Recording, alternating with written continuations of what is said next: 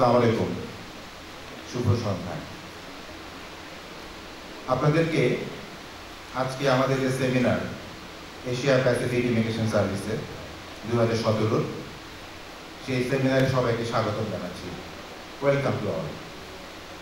প্রথমে আমরা এশিয়া প্যাসিফিকের, আমি সোহেল হামিদ, আমি এখানকার জেনারেল ম্যানেজার, এবং আমার প্রতিষ্ঠান এশিয়া প্যাসিফিক একটা ক্যানাডিয়ান ইমিগ্রেশন কনসাল্টিং ফার্ম, যেটা যাত্রা শুরু করেছিল বাংলাদেশে 2009 সালের আগস্ট থেকে, এবং আল্লাহর রহমতে আমরা এখনো খুব সফলতার সাথে আমাদের কার্যক্রম চালিয়ে যাচ্ছি আপনাদের সহযোগিতায়। এবং এই প্রতিষ্ঠানে যিনি আমাদের প্রেসিডেন্ট স্যার আছেন, উনি মোহাম্মদ আলী আজম খান, একটু পরে ওনার সাথে আপনাদের দেখা হবে, কথা হবে। উনি একজন বাঙালি মনে প্রাণে, বাট উনি বাংলাদেশ থেকে 90 দশকে 96 উনি কানাডাতে যান ইমিগ্রেশন নিয়ে, এবং উনি ওখানকার সিটিজেন। এবং উনি বাংলাদেশে যখন ছিলেন, উনি তখন ঢাকা ইউনিভার্সিটি আন্ডারে ছিল, জগন্নাথ ইউনিভার্সিটির আন্ডারে উনি অ্যাকাউন্টিং নিয়ে অনার্স মাস্টার্স কমপ্লিট করেছিলেন। এখানে ভালো জব করতেন তিতাস গ্যাসে, এবং উনি ওখানে মাইগ্রেট করে যাওয়ার পরে উনি প্রফেশনাল দীর্ঘদিন ছিলেন। একটা পর্যায়ে উনি ইমিগ্রেশন ল নিয়ে পড়াশোনা করেছেন অ্যাস্টন কলেজ ভ্যানকুভারে। ওনার খুব ইন্টারেস্টিং একটা বিষয় ছিল যে উনি খুব পছন্দ করতেন এই সাবজেক্টটা, এবং ওনার প্রফেশনটাকে উনি চেঞ্জ করার জন্য উনি এই পদ বেছে নেন, এবং সফলতার সাথে উনি ওনার পড়াশোনা graduation in law policies and procedures এটা করেন ন্যাশনাল কলেজ থেকে, এবং উনি আইসিসিআরসি মেম্বার, এবং কেপি একটা সংগঠন আছে মেম্বার, ওটার মেম্বার। আপনারা জানবেন যে কানাডা ইমিগ্রেশনের জন্য অথরাইজ আনঅথরাইজ এর কথা খুব প্রচলিত। অথরাইজ বলতে আপনারা একটু আগে আমাদের ভিডিও ক্লিপে দেখছিলেন যে এখানে আইসিসিআরসির মেম্বার যারা, তারা অথরাইজ পার্সন, এবং এটা একটা ইমিগ্রেশন রেগুলেটরি কাউন্সিল, এবং এদের মেম্বার হতে হলে অনেক পরীক্ষা দিতে হয়, পাস করতে হয়, এবং মানে অনেক বিষয় থাকে, সহজ বিষয় নয়।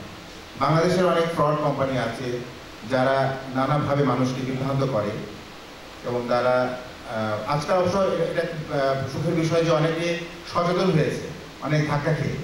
কারণ আজকে অনেকে জানে যে আসলে অনেকে অনেক লস হয়েছে। গত 2014 সালে আমাদের কাছে অনেক মানুষ এসেছিল যারা 5 বছরের জন্য তাদেরকে ব্যান করেছে ইমিগ্রেশন, কারণ তারা ইলিগেল ওয়েতে ফাইল সাবমিট করেছিল ফ্রড কোম্পানির মাধ্যমে। সেই বিষয়গুলো আপনারা জানবেন আজকে বিস্তারিত। তো এখন আমি আজকে আমাদের মঞ্চে আরেকজন আমাদের থাকবেন, আমাদের অ্যাসোসিয়েটস মেম্বার। উনি ওনার পরিচয় দিই, উনি আমাদের প্রেসিডেন্টের ছোট ভাই আলী আশরাফ খান। উনিও ভ্যানকুভারে থাকেন, উনি এসছেন, কষ্ট করে সময় দিয়েছেন, অনেক ধন্যবাদ এপিএসের পক্ষ থেকে। এবং সাথে ওনার সহযোগিনী উনিও আছেন, ওনাকেও অনেক ধন্যবাদ। শাহানা আক্তার মুহান, ওনার একটা ভিডিও প্রেজেন্টেশন আছে, আপনার পাওয়ার প্রেজেন্টেশন আছেন, আপনারা দেখবেন, ইম্পর্টেন্ট একটা বিষয়। আমি এবং ওনার ইয়ে থাকবে হচ্ছে pre arrival how to settle in Canada.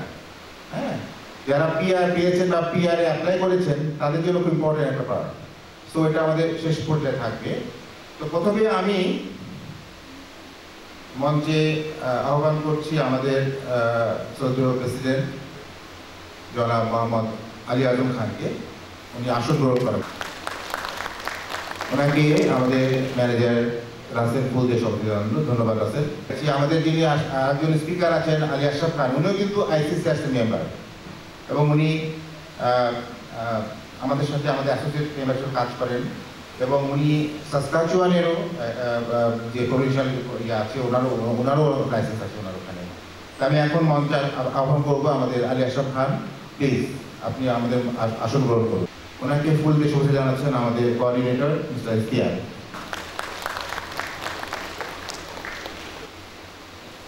ধন্যবাদ। এখানে আমি আপনাদের বলি যে আমাদের অ্যাসোসিয়েটস যে মেম্বারগুলো আছেন, আপনাদের হাতে একটা আমরা ব্রোশার দিয়েছি। আপনারা দেখবেন যে আমাদের কানাডাতে আমাদের অ্যাসোসিয়েটস মেম্বার হিসাবে কয়েকজনের নাম আছে, যেমন দিগম্বর সোয়াল। এনার বিষয়ে আমি একটু বলি যে ইনি একজন এশিয়ান, ওনার বাড়ি নেপালে, উনি born and board of Nepal. উনি এখন বিসিতে থাকেন ভ্যানকুভারে, এবং উনি এখন ওখানে একজন অ্যাসোসিয়েশন মেম্বার, এবং উনি বিজনেস প্রোগ্রামগুলো মূলত আমাদের যে হয় পিএমপি এন্টারপ্রেনার, বিজনেস ইনভেস্টর, এই প্রোগ্রামগুলোকে উনি বিশেষভাবে উনি আমাদের কাছে দেখে থাকেন। এবং আরেকজন আছেন আমাদের আলেশা খান, আমি একটু আগেই বলেছি, উনি আমাদের মঞ্চে অলরেডি এসেছেন। উনিও আইসিসিআরসি মেম্বার, এবং উনি সাসকাচুয়ান ইমিগ্রেশন কনসাল্টিংয়ের ওনার লাইসেন্স আছে। তো উনিও আমাদের সাথে আছেন। এবং আমি একটু আগে বলেছিলাম যে উনি আমাদের প্রেসিডেন্টের ছোট ভাই। আর আরেকজন আছেন আমাদের তাই প্যান, উনি অ্যাকচুয়ালি ভিয়েতনামের নাগরিক, born and brought up, but উনি সেটেল করেছেন কুইবেক, মন্ট্রিলে থাকেন। উনিও আইসিসিআরসি মেম্বার, এবং আমাদের সাথে কাজ করছেন। কুইবেকের আমাদের বেশ কিছু কাজ আছে, কুইবেক স্কিল মাইগ্রেশন, ইনভেস্টর এবং কুইবেক এন্টারপ্রেনার। সো আমাদের গুড একটা টিম আছে, হ্যাঁ, যারা সকলেই আইসিসিআরসি মেম্বার এবং অভিজ্ঞ, এবং আমরা এটা আমাদের স্ট্রেংথ, আমাদের যে কাজ করি আমরা খুব সততার সাথে, এবং আমরা কমিটমেন্ট নিয়ে কাজ করি যে আপনারা আমাদের কাছে ড্রিম নিয়ে আসেন, স্বপ্ন নিয়ে আসেন। সেই স্বপ্নগুলোর বাস্তবায়ন যদি আমরা করতে পারি, সেটা বড় আনন্দের বিষয় হয় আমাদের জন্য।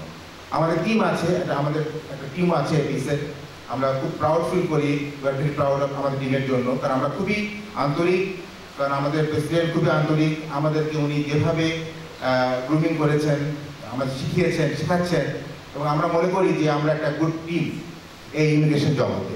ইনশাআল্লাহ আরও এগিয়ে যাবো আপনাদের দোয়া নিয়ে। আমাদের টিমে যারা মেম্বার আছেন এখানে, এটা আমাদের টিমের দেখছেন ডিসপ্লেতে আমাদের টিম মেম্বারদের। আর আমরা আশা করি যে আপনাদের ইমিগ্রেশন সংক্রান্ত যে বিষয়গুলো আছে, শুধু আপনারা যারা আজকে এসেছেন আপনারা জেনে যাবেন, এবং আপনাদের কাছে অনুরোধ থাকবে এই বিষয়গুলো যারা ইমিগ্রেশন বা সেটেলমেন্ট করতে যান কানাডাতে, তারা জন্য অবশ্যই আপনাদের মাধ্যমে জেনে যান, এবং তারা সঠিকভাবে তাদের ইমিগ্রেশন স্বপ্নটাকে যেন পূরণ করেন, একজন ইলিগাল পার্সনের কাছে যেয়ে, একজন প্রফেশনালের কাছে যেয়ে। তো সকলকে অনেক ধন্যবাদ আবারও, এবং আমি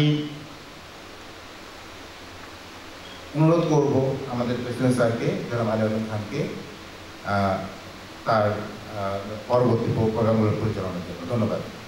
আচ্ছা, একটা কথা বলে রাখি, আমাদের আলোচনার পরে আরেকটা বিষয় থাকবে, কোশ্চেনিং আর আনসারিং। ঠিক আছে, আমরা আলোচনা করলাম, তারপরে আপনাদের কিছু বলার থাকলে সেটা আপনি কোশ্চেন করবেন, সেটা আমাদের বিজ্ঞ কনসালটেন্ট যারা আছেন তারা আপনাদের উত্তর দেবেন। ঠিক আছে, ধন্যবাদ। ধন্যবাদ সোহেল স্যার। উপস্থিত সুধীমণ্ডলী, আপনাদেরকে সুস্বাগত এবং আসসালামু আলাইকুম।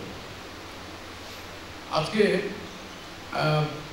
আমরা যে সেমিনারটা করছি, আমরা মূলত কতগুলো বিষয় আপনাদেরকে অবহিত করার জন্য এই সেমিনারটা করছি। এখানে কিছু কিছু বিষয় আছে, আপনারা নিজেরা হয়তো অনেকে অনেক কিছু জানেন, বা হয়তো অনেকে পড়াশোনা করেন, অনেকেই আছেন যারা হয়তো অলরেডি অ্যাপ্লাইও করেছেন ইমিগ্রেশনে। আমি চেষ্টা করবো যে আপনাদের এইটুকু যেটুকু জানেন তাকে আরেকটু সমৃদ্ধ করার জন্য, এবং আপনাদের কার কী ধরনের অপরচুনিটি আছে সেগুলো নিয়ে একটু ডিসকাস করার জন্য। ক্যানাডাতে ইমিগ্রেশনের সুযোগের পূর্বে ক্যানাডা সম্পর্কে কিছু কথা বলাটা প্রয়োজন। ক্যানাডা অ্যাজ এ কান্ট্রি, এটা বিশাল কান্ট্রি, নট শুধু আয়তনের দিক থেকে না, এই বিশালত্ব অনেক দিক থেকে, মানবতার দিক থেকে, ওখানকার যে নাগরিক তাদের বিভিন্ন রকমের অধিকারের দিক থেকে, সুযোগ সুবিধার দিক থেকে, এবং সমস্ত বিশ্বের অন্য দেশের মানুষের জন্য তাদের যে ভালোবাসা বা শ্রদ্ধাবোধ সেটার দিক থেকে। এবং ক্যানাডা একটা মাল্টি কালচারাল সোসাইটি, এবং সেই কালচারাল সোসাইটিতে তাদের বিভিন্ন কালচারের প্রতি যে ভালোবাসা, মমত্ববোধ এবং শ্রদ্ধাবোধ, এটা যারা চোখে দেখেনি তাদের পক্ষে বিশ্বাস করা কঠিন। আমরা নিজেরাও একটা জাতি, বাঙালি জাতি, গর্বিত বাঙালি, বাংলাদেশের গর্বিত নাগরিক। আমরা নিজেরাও অনেক বিষয়ে গর্ববোধ করি। বিশেষ করে গত ফেব্রুয়ারি মাস গিয়েছে আমাদের ভাষা মাস, যেটা আমাদের অনেক গর্বের বিষয়। এখন যেটা আন্তর্জাতিক মাতৃভাষা দিবস হয়েছে, 21 ফেব্রুয়ারি ছিল আগে আমাদের শুধু নিজস্ব, এখন সেটা আন্তর্জাতিক পর্যায়ে সরে গেছে। এবং এই যে গিয়েছে এর পিছনে আছে দুজন কানাডিয়ান বাঙালি অবদান, আপনারা তো অনেকেই জানেন। আমি এবং আমার ছোট ভাই দুজনেই আমরা ভ্যানকুভারে বসবাস করি, এবং এই ভ্যানকুভারের দুজন কৃতি সন্তান। ভ্যানকুভার বলতে বাংলাদেশ থেকে ভ্যানকুভারে মাইগ্রেট করে যাওয়া দুজন কৃতি সন্তান, এবং তাদের নামও কোইন্সিডেন্টলি আপনারা জানেন। আমাদের ভাষার যে রফিক এবং সালাম, এনাদের নামও, একজন নাম রফিকুল ইসলাম, উনি জাস্ট বছর 3 আগে প্রয়াত হয়েছেন, এবং আরেকজন আব্দুল সালাম। সেটা অনেকের মনে প্রশ্ন আছে যে বাংলাদেশ থেকে কানাডাতে চলে যাওয়ার পরে বাংলাদেশে অনেকে ফিল করেন যে এটা হয়তো বা ঠিক না, বা অনেকের হয়তো দেশাত্মবোধে হয়তো বাধা দেয়, বা আমি তো সেটা বললাম যে ওখান থেকে কত বড় কাজ করা যায় দেশের জন্য। যাই হোক, আমি আবার ফিরে যাই কানাডার ব্যাপারে। এখানে কতগুলো বিষয় খুব সংক্ষেপে আপনারা ওখানে দেখতে পাচ্ছেন। কানাডা একটা বড় কান্ট্রি, নো ডাউট, বাংলাদেশ থেকে প্রায় 70 গুণ বড় একটা দেশ। জনসংখ্যা 3,70,00,000 মতো।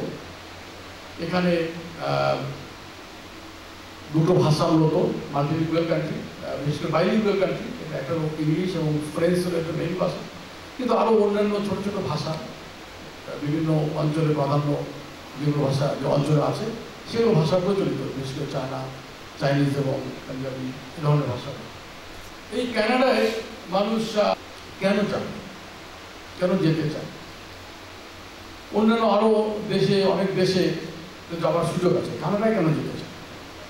এখানে সংক্ষেপে আসলে বলতে গেলেও অনেক বড় কথা হয়ে যায়। তারপর আমি কিছু বুলেট করে আমরা দেখাচ্ছি যে কতগুলো জিনিস যেগুলো আমরা ফিল করি আমাদের একটা নাগরিক হিসাবে থাকা প্রয়োজন, সেইখানে কতগুলো জিনিস আমরা হয়তো ইন্ডিকেট করেছি। আপনারা যদি আরও হয়তো একটা সময় আরও জানতে পারবেন, আমরা অনেকে আছেন যারা হয়তো কানাডার বিষয়ে যখন ইন্টারেস্টেড হবেন তখন হয়তো আরও গবেষণা করে জানতে পারবেন। আমরা সংক্ষেপে কিছু কিছু জিনিস বলি। এখানে প্রথম 1 নম্বর যেটা আছে যে দেখবেন আপনি সিকিউরিটি, একটা সোশ্যাল সেফটিনেসের মধ্যে মানুষ বাস করে। এটা কানাডার খুব ইম্পর্টেন্ট একটা ফ্যাক্টর। এটা আমরা অনেকে ফিল করি। এই বিশেষ করে আমাদের তৃতীয় অনেক দেশে বিভিন্ন রকমের সিকিউরিটি, ইনসিকিউরিটির মধ্যে থাকি আমরা। ফিনান্সিয়ালি ধরেন যে বিভিন্ন রকমের আইন শৃঙ্খলা জনিত, আপনার আছে হেলথ ইস্যুতে, এডুকেশন নিয়ে, এগুলো কিছুটা ইনসিকিউর ফিল করি। এইখানে কানাডা এইটার জন্য একটা আমি বলি যে মায়ের কোলের মতো একটা সেফ কান্ট্রি আমি মনে ফিল করি। যে আপনি কখনো না কখনো পর্যায়ে যখন ইনসিকিউর ফিল করবেন তখন সরকার বা কেউ না কেউ আপনার পাশে এসে দাঁড়াবে। এটা খুব ইম্পর্টেন্ট। আসলে হয়তো যদি একটু রিয়েলাইজ করার চেষ্টা করেন তাহলে হয়তো বুঝবেন যে এটা খুব ইম্পর্টেন্ট একটা ফ্যাক্টর মানুষের জীবনে, সিকিউরিটি। এবং সেই সিকিউরিটি নট অনলি খালি আইন শৃঙ্খলা জনিত, অনেক রকমের সিকিউরিটি হতে পারে। হেলথ ইস্যুটা আমি একটু বললাম সিকিউরিটির একটা অংশ, কিন্তু এখানে একটা বিষয় হলো যে কানাডার হেলথ সেক্টরটা একটা ওয়ার্ল্ড ক্লাস হেলথ সেক্টর, এবং কানাডার অন্যান্য যতগুলো ইস্যু আছে এটা গভর্নমেন্টের খুব প্রায়োরিটি, তার ভিতরে হেলথ সেক্টরটা হলো অন্যতম। এবং কানাডার নাগরিকরা প্রায় বিনা পয়সায় ট্রিটমেন্টগুলো পায়, এবং একটা ওয়ার্ল্ড ক্লাস হেলথ, সবার জন্য সমান সুবিধা আছে। এডুকেশনটা আমরা বলেছি যে গ্রেড 12 পর্যন্ত একটা free education, world class education, not only যে কোনো education, world class education. Grade 12 পর্যন্ত ফ্রি, এবং উচ্চতর এডুকেশনগুলো অনেক সাবসিডাইজ প্রাইসে পড়ানো হয়। এবং সেক্ষেত্রে অনেক জিনিস আছে যে এই সাবসিডাইজ প্রাইসের মধ্যে আবার কেউ যদি ফিল করে যে সে হয়তো লোন নিয়ে পড়াশোনা করবে, তাহলে সেই সুযোগটা তার আছে, যেটা খুবই ইজি হয়েছে শোধ করতে পারে। এখানে গভর্নমেন্টের বিভিন্ন রকমের সাপোর্ট আছে। আমরা সবগুলো হয়তো বলতে পারবো না, কারণ অনেক সময় লাগবে। কিন্তু আমরা যেটা বলি যে যেমন ধরেন যে খুব সংক্ষেপে যদি বলি যে একজন বেকার, তার জন্য এক ধরনের যেমন সোশ্যাল অ্যাসিস্ট্যান্স আছে, চাকরি চলে গেলে তার একটা অ্যাসিস্ট্যান্স আছে, একজন লোক পঙ্গু হয়ে গেলে তার জন্য একটা ওয়ার্কম্যানস কম্পেনসেশন একটা বিষয় আছে। আপনার একটা মানুষ ওল্ড হয়ে গেছে, তার জন্য রিগার্ডলেস সে চাকরি করুক না করুক, সে একটা ওল্ড এজ বেনিফিট পাচ্ছে, পেনশন পাচ্ছে, প্রত্যেকটা নাগরিকের জন্য এগুলো আছে এবং এনশিওর করা আছে। যার জন্য এটা গভর্নমেন্টের যে সাপোর্টটা এটা অনেক বেশি ট্রেমেন্ডাস যে কোনো মানুষের জন্য। এনভায়রনমেন্টটাও আমি এখানে হয়তো খুব না, আপনারা জানেন যে কানাডার মানে বলবো যে কানাডা গভর্নমেন্ট কী পরিমাণ এনভায়রনমেন্ট ফ্রেন্ডলি, এটা আসলে এটা ঠিক ব্যাখ্যা করা খুব কঠিন, বিশেষ করে এত শর্ট টাইমে। আমি একটা জিনিস বলি যে আপনারা হয়তো জানেন যে ক্যানাডায় পৃথিবীর 14% সুপেয় পানি আছে এবং এই পানি একটা উদাহরণ কিন্তু দেই যে যেখানে একটা আফ্রিকান একটা কান্ট্রির যে কোনো একটা নাগরিক হয়তো মাথা পিছু পার ডে মাত্র 14 গ্যালন পানি ইউজ করে, সেখানে ক্যানাডা 14,000 গ্যালন খরচ করে অ্যাভারেজ। অর্থাৎ আপনি যে গাড়ি পরিষ্কার করার জন্য যে পানিটা সেটাও অনেক সুপেয় পানি। আমি এই জন্য বলছি যে বা বাগান করা বা ইয়ে করা, এইটা হলো একটা হিউজ একটা বিষয়। আমি একটা উদাহরণ, এরকম আসলে অনেক বলা যেত, তা আমি আসলে এইদিকে বেশি কথা হয়তো না বলে ভালো।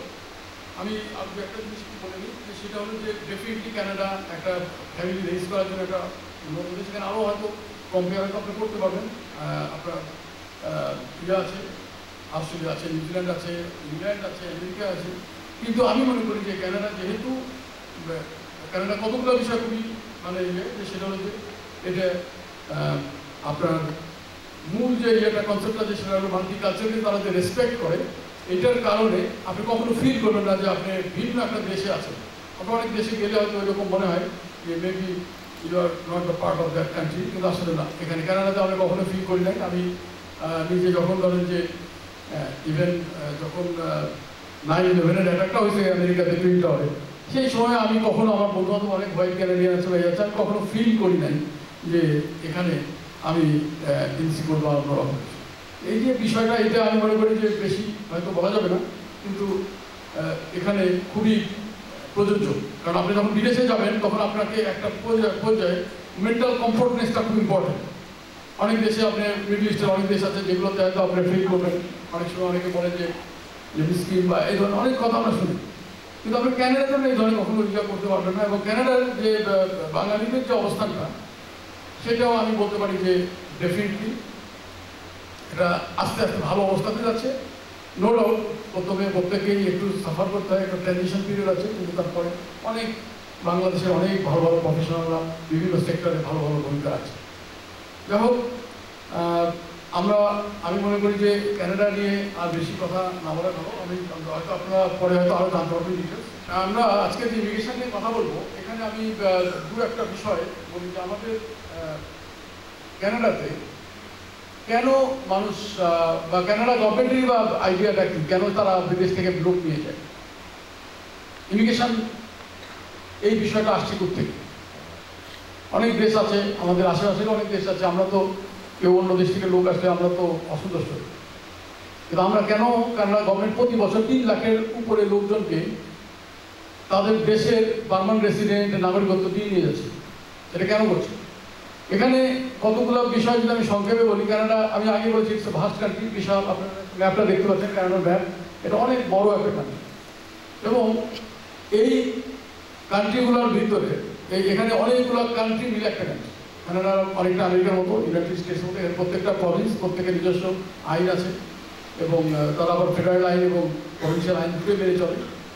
এখানে মূল ইয়েটা হলো যে তাদের কানাডার ইন্টারেস্টটা হলো যে তাদের পপুলেশন লেভেলটা ঠিক আছে। এখানে আমাদের অনেকের ধারণা আছে যে আমাদেরকে নিয়ে যেমন লেবারের কাজ করার জন্য নিয়ে যাচ্ছে, নট লাইক দ্যাট। এটা মিডল ইস্টের মতো না। এখানে তাদের পপুলেশন একটা সিটিজেন হিসেবে নিয়ে যাচ্ছে তারা, এবং তাদের পপুলেশন লেভেলটা ঠিক রাখার জন্য তারা নিয়ে যাচ্ছে। এবং কেন